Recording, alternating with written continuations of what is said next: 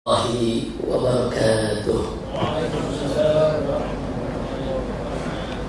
Bismillah walhamdulillah wala hawla wala quwwata illa billah. Ashhadu an la ilaha illallah wahdahu la syarika lah wa ashhadu anna sayyidana Muhammadan abduhu wa rasuluh la nabiyya ba'dah.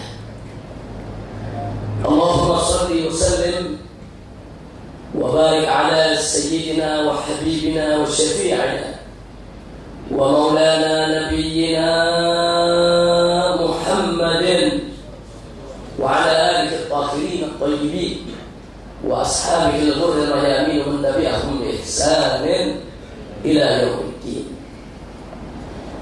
Ahibbai al-kiram, fi hadhihi al-jalsah at-tayyibah wa bimithli hadha al-ijtima' al-mubarak la ansa an usiyakum jami'an wa nafsi bittaqwa Allah wa bi ta'ati Rasulillah sallallahu alaihi wasallam. فنسأل الله سبحانه وتعالى أن يهدينا إلى صراطه المستقيم ويجعلنا من المتقين ويدخلنا جنته جنة النعيم بحق سيد المرسلين والحمد لله رب العالمين. فضيلة الحبائب الشرفاء والمشايخ الفضلاء والأساتذة الكرماء وجميع الحاضرين الأعزاء الأحباء رحمكم الله. Pada kesempatan malam yang berbahagia ini, satu kehormatan bagi saya boleh mendapatkan kesempatan untuk bisa menyampaikan apa yang sepatutnya untuk disampaikan. Karenanya berjuta terima kasih saya sampaikan kepada sahibul hajat, yaitu akhina al-fadil al-ustadz Nuruddin sekeluarga serta jamaah, dan teristimewa untuk ayahanda orang tua saya tercinta Sayyidul Walid Al-Habib Umar Asy-Syatiri hafizahullah ta'ala wa ardhah. فَمَاتَ اللَّهُ بِطُولِ حَيَاتِهِ وَنَفَعْنَا بِعُلُومِهِ فِي الدِّينِ وَالدُّنْيَا وَالْآخِرَةِ آمين يا رب العالمين. Kemudian tidak lupa salam ini juga kita sampaikan kepada tamu kita yang mulia dan berbahagia yang datang dari Hudaidah, Yaman, yaitu Al-Muhtaram Al-Mukarram Asy-Syaikh Haidar Al-Wajidi hafizahullah ta'ala wa ra'ah, yang tadi sudah menyampaikan kepada kita satu untayan tausiah yang padat ilmu, padat manfaat, yang luar biasa. Begitu indah beliau sampaikan dan sangat-sangat bermanfaat untuk kita semua. Dan tidak lupa salam penghormatan ini juga kita sampaikan kepada akhina al-fadil Ustadz Mubarak, yaitu Tuan Guru Fadli Yamani, yang tadi dengan luar biasa beliau telah menerjemahkan apa yang disampaikan oleh Syekh Haidar, yaitu dengan begitu baik, begitu bagus, mudah dipahami. Mudah-mudahan semua guru-guru kita yang hadir di sini senantiasa diberikan kekuatan istiqamah di jalan Allah dan diberikan kemenangan dalam setiap langkah perjuangan dakwahnya serta kebahagiaan dari dunia hingga akhiratnya. Amin ya rabbal alamin. Ahibbail kiram, pada kesempatan malam hari ini saya hanya ingin mengingatkan diri saya dan beserta segenap jamaah tuan-tuan dan puan-puan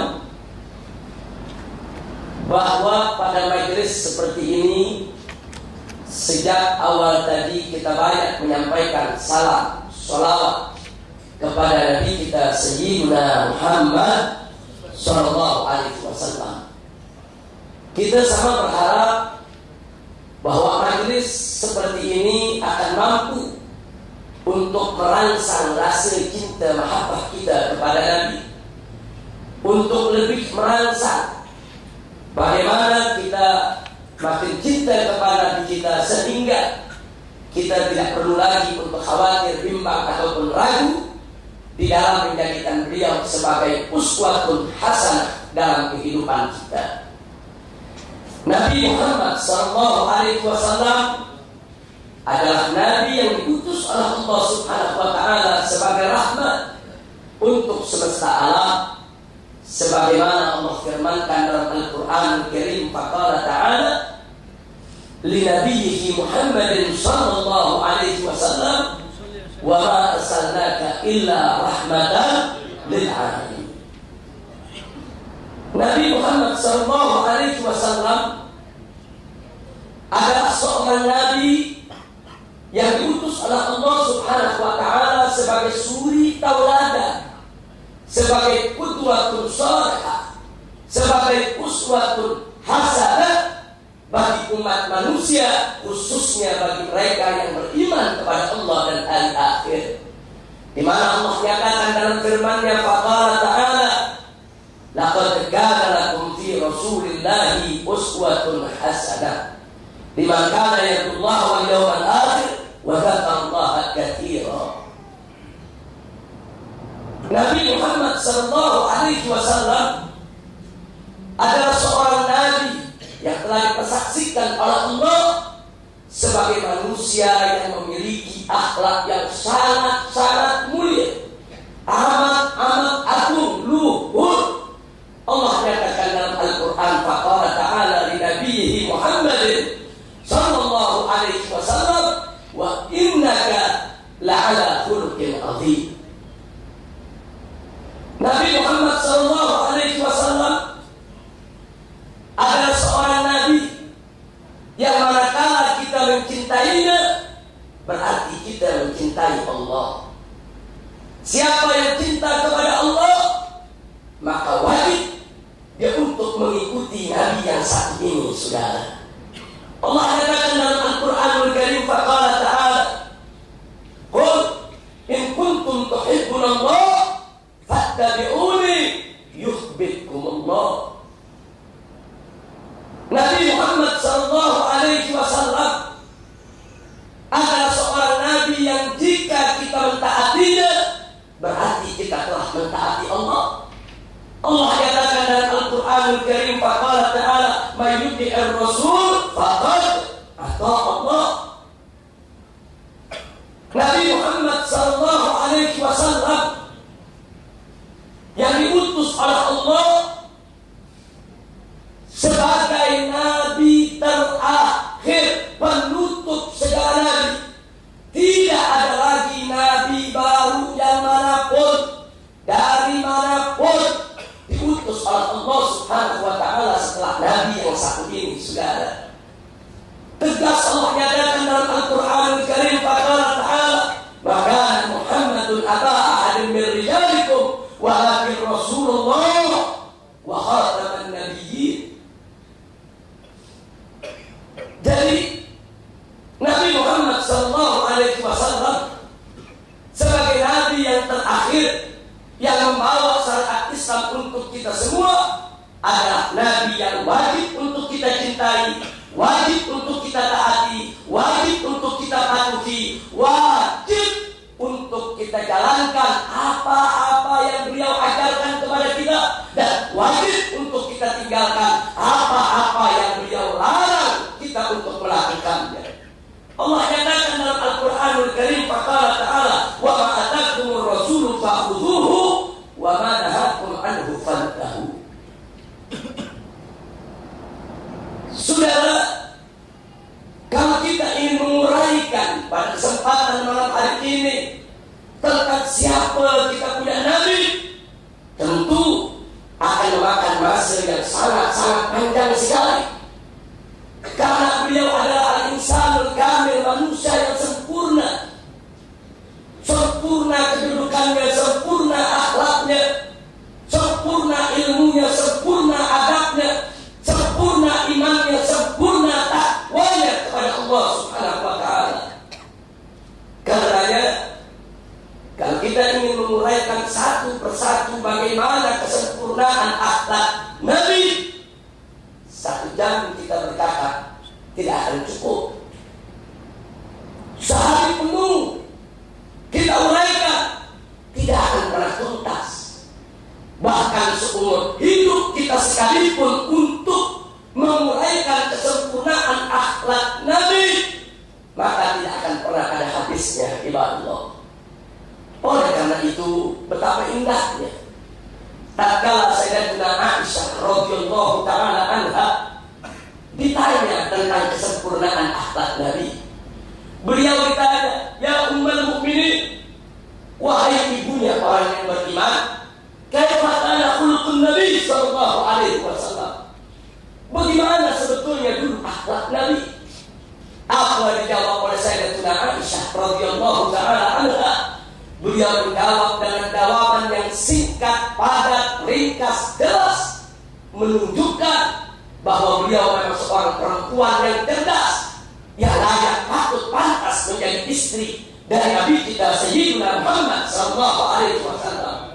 Beliau jawab, "Kana khuluquhul Qur'an."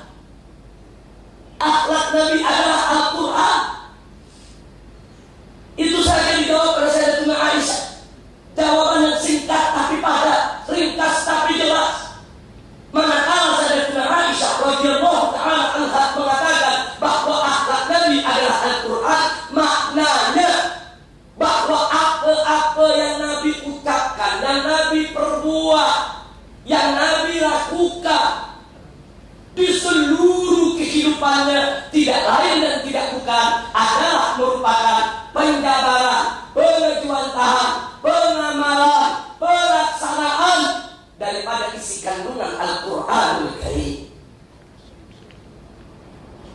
Al-Quran mewajibkan apa-apa kewajiban, tidak ada satupun kewajiban yang ditinggalkan ataupun dilalaikan oleh Nabi kita Muhammad sallallahu alaihi wasallam. Bahkan Nabi merupakan orang yang pertama melakukannya sebelum umatnya yang melakukan segala. Sebelum Nabi mengajak orang berakhlak mulia, beliau sudah tampil sebagai orang yang berakhlak mulia. Sebelum Nabi memerintahkan kepada para sahabatnya untuk melakukan beraneka ragam kewajiban, Nabi sudah terlebih dahulu untuk menegakkan kewajiban tersebut.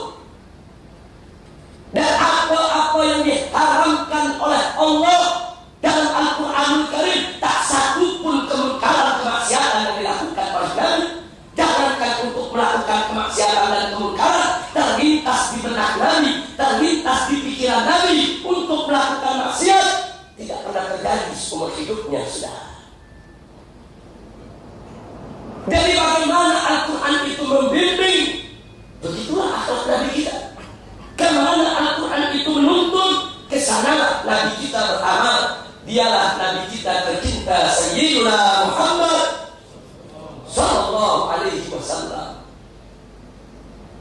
Namun saudara, sungguh pun kita yakini kesempurnaan Nabi kita Sayyidina Muhammad sallallahu alaihi wasallam, tapi tetap saja semenjak beliau diputus menjadi Nabi sampai hari ini masih banyak musuh-musuh Allah yang selalu berupaya untuk merendahkan Nabi, memfitnah Nabi, menghina Nabi dengan berbagai macam cara. Kalau dulu di zaman Nabi, orang-orang kafir mengatakan kepada Nabi, "Anta sahir majnun," engkau bukan sihir dan sudah gila ya Muhammad, sebagai upaya untuk menghina Nabi, merendahkan Nabi, menistakan Nabi. Tapi di zaman sekarang ini mereka mulai mencari cara-cara baru bagaimana untuk merendahkan Nabi kita Sayyidina Muhammad sallallahu alaihi wasallam. Salah satunya, saya sedih di berbagai negeri-negeri Islam, di Indonesia, di Malaysia, di mana-mana negeri, masih ada orang-orang awam yang tidak mengerti sejarah Nabi, yang tidak terlalu paham soal agama. Manakala ditanya kenapa Nabi diutus oleh Allah di tengah bangsa Arab, apa mereka jawab? Karena bangsa Arab adalah bangsa yang paling biadab, karena bangsa Arab bangsa yang paling jahat, karena bangsa Arab bangsa yang paling dolim,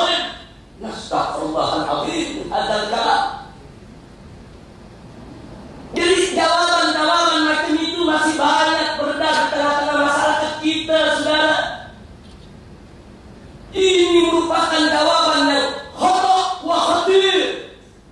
Ini jawaban tidak benar, dan ini jawaban sangat-sangat berbahaya.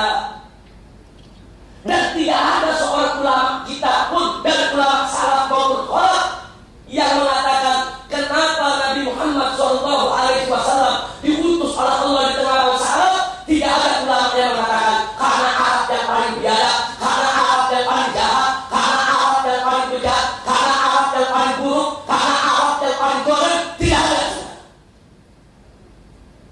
Dari mana jawaban semacam itu muncul? Dari kalangan mustasyriqun, dari kalangan kaum orientalis yang pura-pura mempelajari Islam, saudara, mencoba mengorek-orek, mencari-cari kesalahan Nabi. Tidak dapat, dia karang-karang itu kesalahannya, saudara. Maka itu pada malam hari ini saya ingin mengajak sejenak, yuk sama-sama kita mengkaji persoalan ini sekaligus untuk kita, yaitu meluruskannya, saudara. Bagaimana cara menjawab ini, saudara yang saya cintai rahimakumullah? Yang pertama, kalau bicara tentang kebiadaban, kezaliman, kejahatan saat Nabi kita diutus, bukan di Arab saja yang zalim, saudara. Bukan di Arab saja yang jahiliyah, bukan di Arab saja yang biadab dan jahat, bukan. Mari kita mulai di negeri Persia, di negeri Iran. Ketika itu, saudara, seorang ayah manakala boleh menikahi putri kandungnya sendiri, itu merupakan kebanggaan di tengah-tengah masyarakat, saudara. Ini kezaliman, ini kejahatan. Sejahat-jahatnya Arab, sejelek-jeleknya Arab, sedolim-dolimnya Arab, tidak ada bangsa Arab yang seorang ayah menikahi putri kandungnya sendiri. Tidak ada. Ini kalau kita ingin bicara kezaliman, kalau kita ingin bicara kejahatan, bukan Arab saja di zaman itu yang jahat, saudara. Di mana-mana negeri zalim, jahat, jahiliyah. Sekarang kita tengok mari ke Cina. Ada apa di Cina? Di zaman itu, saudara, itu raja-raja di Cina karena khawatir para penjaga-penjaga istana berbuat selingkuh atau mengganggu istri-istri mereka atau putri-putri mereka, maka penjaga-penjaga istana dikebiri. Kalau orang Indonesia bilang, dikasih, sudah. Jadi kalau seorang laki-laki sudah dikasih, sudah dikebiri, sehingga dia tidak punya syahwat lagi, maka raja-raja merasa aman kalau istrinya tidak akan diganggu, sudah. Ini biadab, ini jahat, ini kejam, ini zalim. Manusia dikasih, sudah. Manusia dikebiri. Sejahat-jahatnya orang Arab, sezalim-zalimnya orang Arab di zaman Nabi, saudara. Tidak ada orang Arab yang melebihi manusia. Tidak ada orang Arab yang mengasihi manusia, saudara. Jadi kalau bicara biadab, seluruh dunia biadab ketika itu, saudara.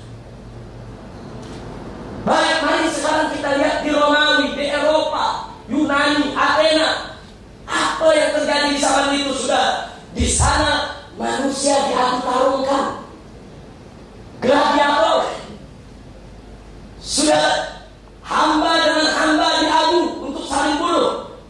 Hamba dengan hamba, saudara, dibawa ke satu stadion, bangsawan-bangsawan menonton.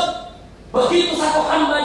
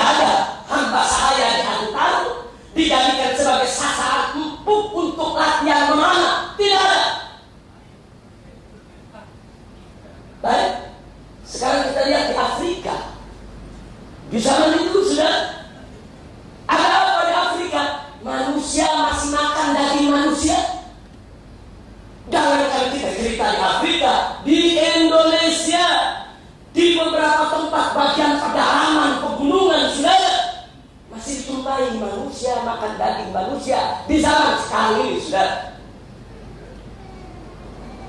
Ini juga kezaliman, ini jahiliyah, ini kejahatan, ini kebiadaban. Sejelek-jeleknya orang Arab, sejahat-jahatnya orang Arab, tidak ada orang Arab manusia makan daging manusia, sudah. Nah, jadi artinya saya hanya ingin menekankan betul Nabi diutus oleh Allah ke atas muka bumi karena bumi sudah jahiliyah, seluruh dunia sudah banyak kebiadaban, kezaliman. Itu benar, saudara. Tapi kenapa diutus di tengah bangsa Arab dulu? Kenapa dilahirkan di kota Mekah? Kalau dijawab, karena Arab yang paling biadab, karena Arab yang paling jahat, karena Arab yang paling zalim. Burhanakum in kuntum shadiqin. Tunjukkan dulu bukti. Enggak boleh kita seenaknya untuk mengambil satu kesimpulan, sudah. Kumpulkan dulu bukti-bukti kezaliman di zaman itu, baru kita membuat analisa, kita membuat komparasi, kita membuat perbandingan, baru kita boleh untuk mengambil kesimpulan, sudah. Menjadi tidak ilmiah kalau seseorang seenaknya mengatakan Arab yang paling zalim tanpa bukti, Arab yang paling jahat tanpa dalil, Arab yang paling biadab tanpa argumentasi yang bisa dipertanggungjawabkan. Nah, ini yang ingin kita luruskan, sudah. Ya, bangsa Arab memang biadab, betul, betul. Bagaimana tidak biadab? Di tengah-tengah mereka ada waktul banat, mengubur hidup-hidup anak perempuan. Anak perempuan masih kecil dikubur hidup-hidup. Waktul banat itu kebiadaban, tidak kita pungkiri. Arab saat itu betul biadab, Persia biadab, Romawi biadab, Cina biadab, Afrika biadab, Indonesia biadab. Di sana itu sudah. Semua jahiliyah. Lalu kenapa di antara yang biadab-biadab ini di seluruh dunia kok Nabi diutus di tengah bangsa Arab? Ada apa? Apa betul karena Arab yang paling biadab atau sebaliknya? Jangan-jangan justru Arab memiliki suatu rahasia yang harus kita teliti dan kita cermati, saudara. Tidak dengan mudah untuk kita menuduh Arab yang paling biadab. Itu yang pertama yang mesti kita tekankan. Dari kebiadaban bukan hanya milik bangsa Arab, seluruh bangsa ketika itu biadab, sudah. Jahiliyah alamiyah. Yang kedua, tolong dicatat, bangsa Arab dengan tradisi waktul banat memang biadab. Tapi jangan ada yang berpikir kalau semua orang Arab mengubur hidup anak perempuannya. Tidak, saudara. Hanya segelintir anggota masyarakat yang mengubur hidup-hidup anak perempuannya. Andai kata semua bangsa Arab mengubur hidup-hidup anak perempuannya, bagaimana boleh Nabi bisa ada di sana, sahabat bisa ada di sana. Nabi punya ibu, ibunya perempuan. Kok dari kecil nggak dibunuh ibu, saudara?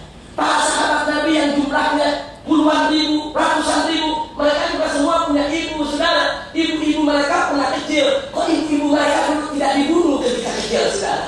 Orang-orang kafir Quraisy yang memusuhi Nabi, bangsa Arab yang memusuhi Nabi, mereka juga punya ibu.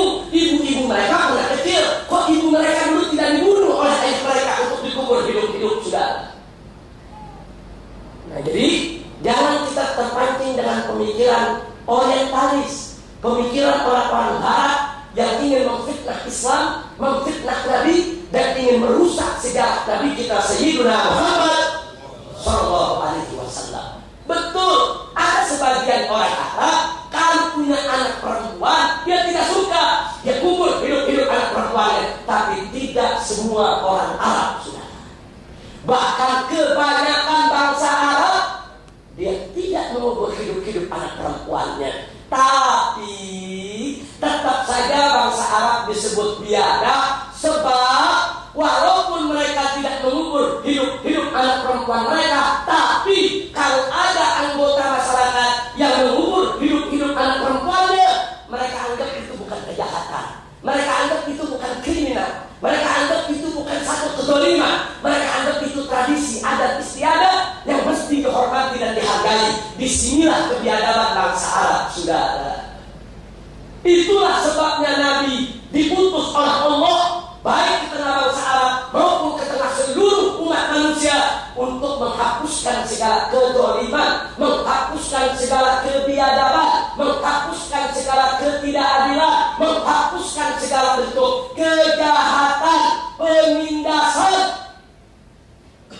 Itulah makanya Allah dengan tegas menyatakan kepada Nabi, "Wa ma arsalnaka illa rahmatan lil alamin." Nabi menjadi rahmat untuk semesta alam. Nabi membawa syariat yang penuh rahmat, syariat yang menolak segala bentuk kezaliman, kejahatan, kebiadaban, syariat yang mengangkat manusia ke posisi yang begitu mulia, terhormat, memiliki harkat dan martabat. Saudara, alhamdulillah. Itu yang kedua yang ingin saya garis bawahi. Nah, sekarang yang ketiga. Jadi kenapa Nabi diutus di tengah bangsa Arab? Kalau di mana-mana dia ada. Kenapa harus di tengah bangsa Arab? Ada rahasia apa? Kalau memang Arab itu bukan yang paling biada. Jawabnya, yuk mari kita tengok hadis Nabi, saudara. Nabi kita tercinta Sayyidina Muhammad Sallallahu Alaihi Wasallam menyatakan, "Innama bu'ithu liutammima makarimal akhlak." Sesungguhnya aku diutus oleh Allah hanya untuk menyempurnakan kemuliaan-kemuliaan akhlak. Jadi Nabi ketika itu hidup di Mekah, saudara, salah satu tugasnya adalah untuk menyempurnakan makarimal akhlak. Maknanya di sana sudah ada makarimal akhlak, sudah ada kemuliaan akhlak, tapi belum sempurna. Nabi diutus oleh Allah untuk menyempurnakan. Innama bu'ithu liutammima. Sesungguhnya aku ini diutus oleh Allah hanya untuk menyempurnakan kemuliaan-kemuliaan akhlak. Artinya di tengah-tengah bangsa Arab yang biadab, di tengah bangsa Arab yang jahat, di tengah bangsa Arab yang bejat, di tengah bangsa Arab yang zalim, ternyata ada makarimul akhlak, ada kemuliaan-kemuliaan akhlak yang tetap terjaga, saudara. Apa di antaranya? Satu, ahlul jud wal karam. Ternyata bangsa Arab itu sudah dikenal sebagai bangsa yang dermawan.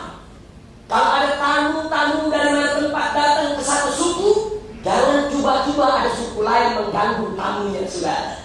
Bangsa Arab dulu siap perang, siap mati untuk membela kehormatan tamunya. Itu terkenal di seluruh negeri, saudara. Itu akhlak mulia, akhlak bagus, membela kehormatan tamu, memuliakan tamu. Nggak sampai di situ. Ini yang orang lupa, saudara. Ternyata bangsa Arab itu ahlul wafa.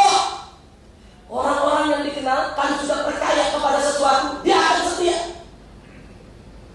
Oh, ada orang mengatakan begini, Habib, bangsa Arab itu paling biadab karena di dalam Al-Quran Allah menyatakan al-a'rabu asyaddu kufran wa nifaqan. Orang Arab itu kafirnya dan nifaknya paling keras. Ini ada dalam surat At-Taubah ayat 97. Jadi dalam ayat itu disebut al-a'rabu asyaddu kufran wa nifaqan. Ini dijadikan dalil untuk mengatakan kuliah dalam Quran disebut tuh orang Arab paling keras nifaknya, paling keras kafirnya. Saudara, kalau baca surat At-Taubah ayat 97, baca juga ayat berikutnya 98-nya, baca juga ayat 99-nya. Allah nyatakan di ayat 99, wa minal a'rab may yu'minu billahi wal yawmil akhir. Dan dari orang-orang Arab tadi yang akalnya keras kafir dan nifaknya, di antara mereka juga ada orang-orang yang beriman kepada Allah dan hari akhir. Jadi Arab itu dikenal ahlul wafa. Dia kalau sudah kafir memang keras kafirnya, tapi kalau dia sudah beriman sulit dicari tandingannya, saudara.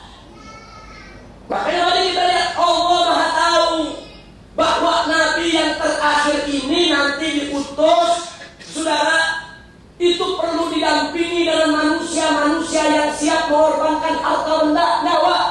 Dan itu terbukti. Kenapa Nabi diutus di kota Mekah?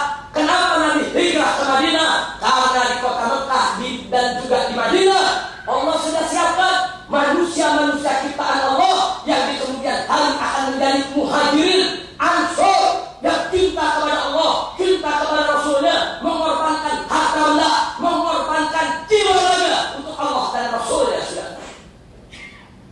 Jadi Nabi diutus di kota Mekah bukan sembarangan.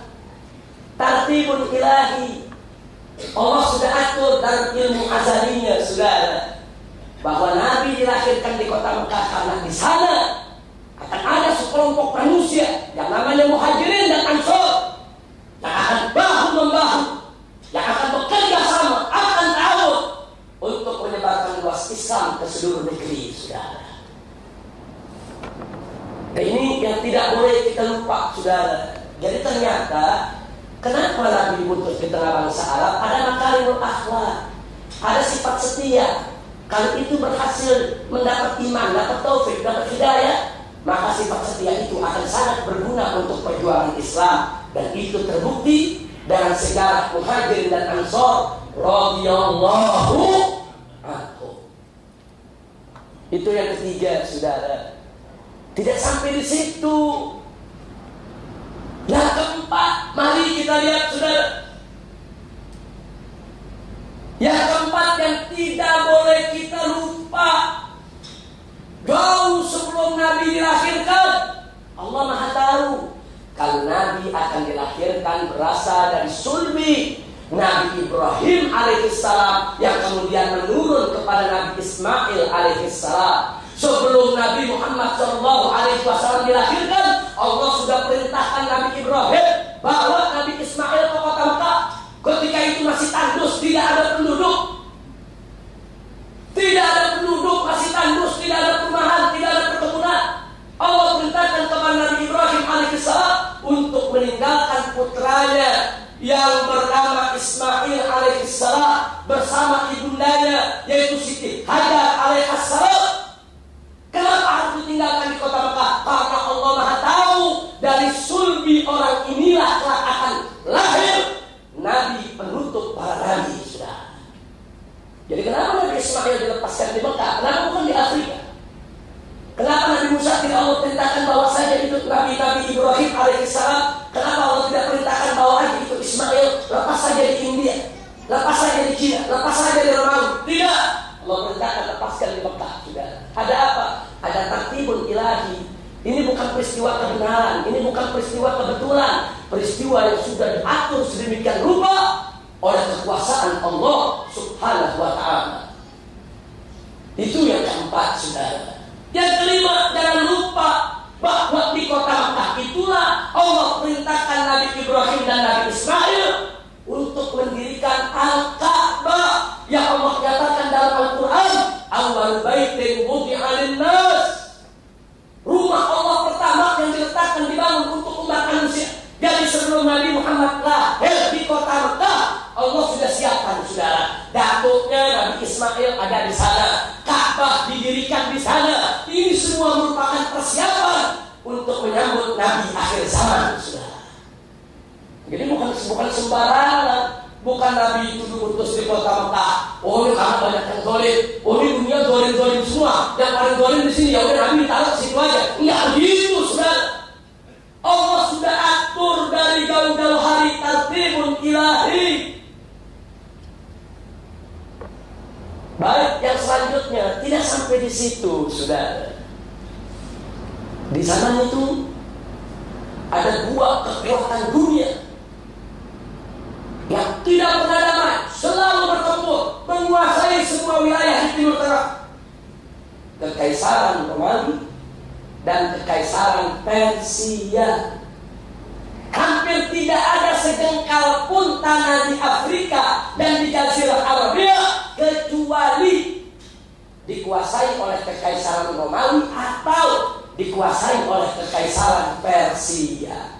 Tapi menarik, ada satu tempat yang Kaisar Persia nggak mau ambil, yang Kaisar Romawi nggak mau ambil. Tempat yang mana? Itulah Mekah, sudah. Persia tidak mau ambil. Mekah dianggap ini gurun, tandus, tidak ada hasil, tidak ada manfaat. Kaisar Persia tidak mau ambil. Begitu juga Kaisar Romawi, sehingga kota Mekah dan sekitarnya di zaman itu terlepas dari kekuatan politik, saudara. Tidak ada kekuatan politik yang berkuasa. Yang ada adalah kekuatan feminin, kekuatan kekeluargaan. Bani Hashim punya pemimpin Abdul Muttalib. Bani Abdul Muthalib juga punya pemimpin dari tokoh familinya, saudara. Masing-masing suku di sana Qabilah semua punya pemimpin masing-masing. Segala sesuatu mereka selesaikan dengan jalan musyawarah antara kepala-kepala keluarga, kepala-kepala family yang ada, saudara. Tidak ada lagi.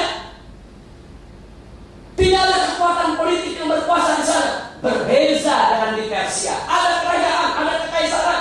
Bahkan ada anak kaisar ingin jadi kaisar, dibunuh ayahnya.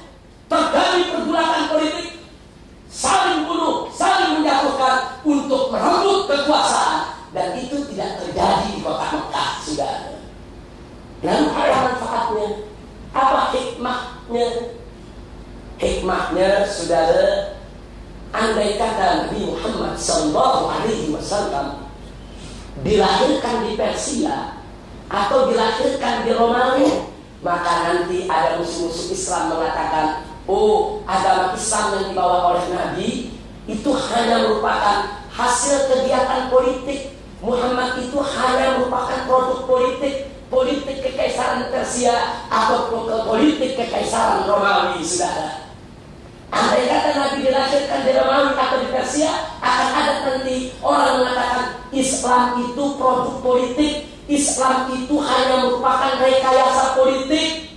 Tapi dengan Nabi dilahirkan di kota Mekah, lepas dari kekuatan politik Romawi, lepas dari kekuatan politik Persia, sampai hari ini tidak ada seorang pun yang boleh mengatakan Islam lahir dari politik. Tidak ada. Dan Allah sudah jaga, ini Mekah dijaga betul oleh Allah. Dari kekuasaan politik yang ada, kenapa Allah jaga? Karena disitulah akan ada Nabi terakhir Allah utus, saudara. Yang berikutnya, ketika di zaman Nabi terjadi pertarungan filsafat Yunan, filsafat Athena, di mana dunia, sudah ada pertarungan filsafat. Andai kata Nabi kita dilahirkan di Romawi atau di Persia, orang nanti akan mengatakan Islam itu hasil filsafatnya Muhammad. Muhammad itu belajar filsafat dengan Aristoteles, dengan Platon atau pengikutnya. Ini berbahaya, saudara. Ini sangat berbahaya. Itulah sebabnya Allah utus Nabi di kota Mekah, sehingga sampai hari ini tidak ada seorang pun yang boleh mengatakan Islam lahir dari filsafat. Tidak ada bukti, saudara. Alhamdulillah.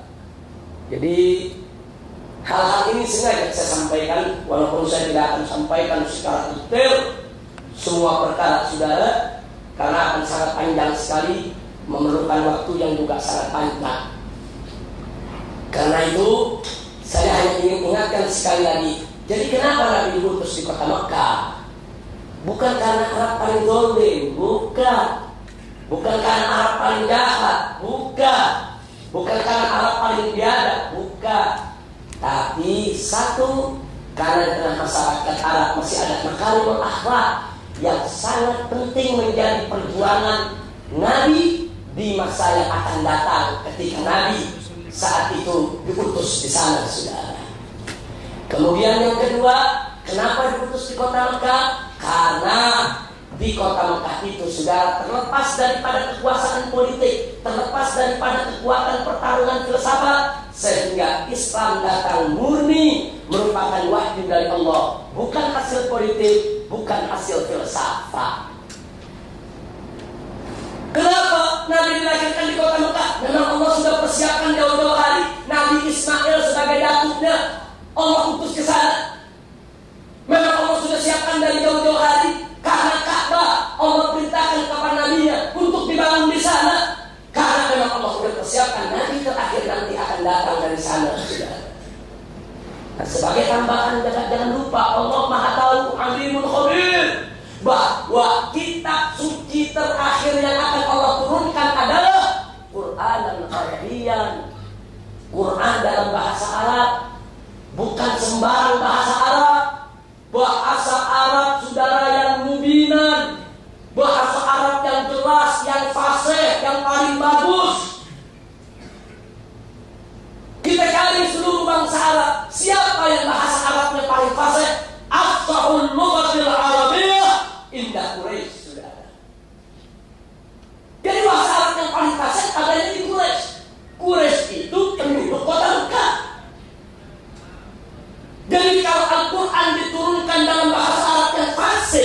di tengah-tengah masyarakat yang tidak berbahasa Arab, tentu akan menjadi problem besar. Kalau Al-Quran menggunakan bahasa Arab yang fasih, kalau diturunkan di tengah-tengah masyarakat ajam ketika itu, menjadi problem besar. Jangankan ke masyarakat ajam, diturunkan di tengah bangsa Arab yang bahasa Arabnya tidak fasih, akan menjadi muskilah besar, saudara. Allah jaga. Quran akan diturunkan dalam bahasa Arab yang fasih, dan kabilah yang paling fasih bahasa Arabnya adalah Quraisy, dan Quraisy tinggal di Mekah, saudara. Jadi memang sudah diatur oleh Allah sedemikian rupa bahwa dari sanalah Nabi terakhir akan diutus, saudara. Kita bisa bayangkan kalau Al-Quran dengan bahasa Arab yang begitu fasih, terus Nabi diutus di Johor Baru atau di Jakarta, apa yang terjadi, saudara? Nah ini yang perlu kita, nggak sampai di situ. Al-Quran itu diturunkan dalam bahasa Arab karena bahasa Arab memiliki keunikan yang tidak dimiliki oleh bahasa-bahasa dari bangsa-bangsa mana saja, saudara. Bahasa yang mampu bertahan, bahasa yang mampu bertahan, yang tidak mudah untuk diubah oleh bahasa yang manapun juga, saudara. Walaupun di zaman modern ini ditemukan sesuatu yang baru, bahasa Arabnya sudah ada disiapkan yang baru. Bahasa Arab ini luar biasa. Kali kita lihat bagi mereka yang belajar bahasa Arab, kata-kata apa, kata ba itu bisa berubah-ubah. Dari kata ba bisa jadi kate, kutai, maktub, kutub, kitab. Luar biasa. Belum lagi tasrif fi'ilnya, saudara. Dan kata ba menjadi kata ba, kata bu, dan seterusnya. Luar biasa. Dan ini tidak dimiliki oleh bahasa manapun juga, saudara. Nah, siapa yang punya kekuatan bahasa tersebut? Siapa yang memiliki kefasihan bahasa tersebut? Adanya di Quraisy. Quraisy itu ada di kota Mekah, saudara. Nah, ini yang saya mau sampaikan. Kalau kita mulai lagi, masih banyak lagi, saudara, rahasia-rahasia yang ada. Kenapa Nabi diutus di tengah bangsa Arab? Tapi yang jelas malam ini tujuan saya hanya ingin menafi, tidak benar kalau Nabi diutus di tengah bangsa Arab karena Arab kan jahat, Arab kan dong, Arab kan biadab, Arab paling, yaitu yang paling banyak melakukan pemungkaran, kemaksiatan. Tidak benar. Bicara dolim seluruh dunia saat itu dolim, sudah. Tapi kenapa Arab di tengah bangsa Arab? Karena bangsa Arab memiliki rahasia yang Allah Maha mengetahui tentang rahasia tersebut, yang kali ini bisa kita pelajari satu persatu, dan akhirnya bisa boleh kita pahami kenapa Nabi diutus di sana, saudara. Alhamdulillahirabbil alamin. Nah, ini yang saya mau sampaikan. Ini sengaja Habib Umar Asy-Syadhili, saya punya guru tercinta. Kenapa hal ini saya sampaikan? Setahun yang lalu ada seorang tokoh besar di Indonesia memimpin NGO Islam besar dalam satu acara tabligh akbar yang dihadiri tidak kurang dari 100.000 orang di Palu, Sulawesi Tengah. Dia berceramah seperti yang tadi saya sampaikan. Saudara, kenapa Nabi itu diutus ke tengah bangsa Arab? Karena Arab paling biadab, karena Arab paling dolim, paling jahat. Dia pakai dalil al-a'rabu asyaddu kufran wa nifaqan. Selesai dia ceramah, saudara, karena saya duduk agak jauh, kita berupaya untuk mendekati. Tapi karena selesai ceramah, tokoh besar langsung naik ke mobil menghilang. Di Jakarta kita cari dan kita temui. Kita kritik, kita protes, tidak betul yang Anda katakan. Dan akhirnya yang bersangkutan minta maaf. Dan yang bersangkutan kita minta untuk menarik ucapannya, memperbaiki di tengah umat, saudara. Jadi saya pikir kalau ada seorang tokoh saja boleh terpreset bicara macam itu, bagaimana orang awam, saudara? Dulu waktu Indonesia dijajah oleh Belanda, itu Belanda yang bicara begitu.